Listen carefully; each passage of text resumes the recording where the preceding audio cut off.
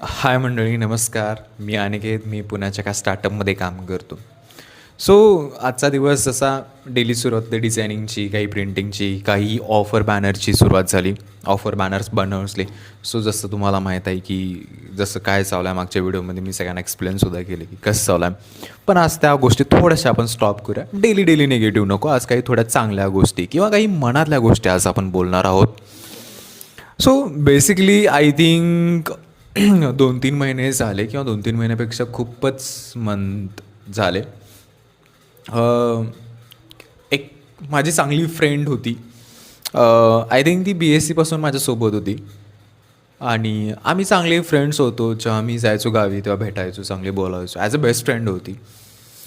पण काही दिवसानंतर म्हणजे जसा टाईम जाऊ लागला त्याच्यानंतर सध्या काही गोष्टी म्हणजे नाती अशा कशा पटकन पलटतात ना, की जसं मी एका व्हिडिओमध्ये बोललो की तुम्ही खूप एका मोमेंटनंतर तुम्ही खूप बिझी होऊन जाता. तुमच्या आयुष्यामध्ये तुमची कामं खूप वाढत जातात.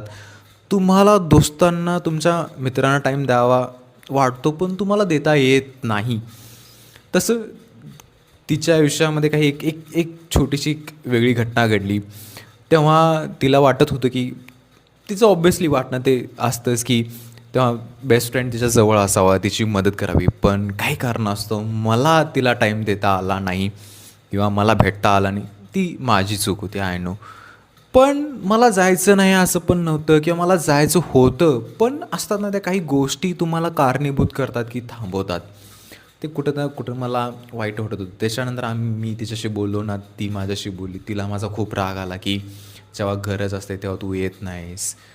असं नाही की मला जायचं नव्हतं, पण काही गोष्टी असतात त्या अनघडीत घडत जातात किंवा अशा नसतात की मला ते करायचं नव्हतं.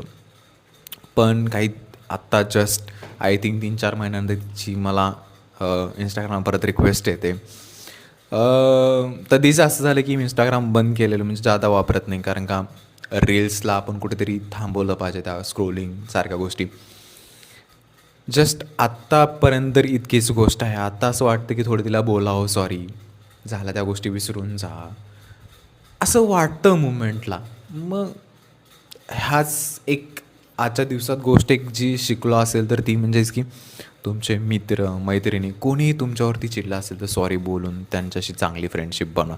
जसं मी तिला आता बोलणार आहे सॉरी, आणि आता आमची फ्रेंडशिप चांगली पुन्हा जी जुनी होती तशी आम्ही आता बिल्डअप करण्याचा नक्की प्रयत्न करू.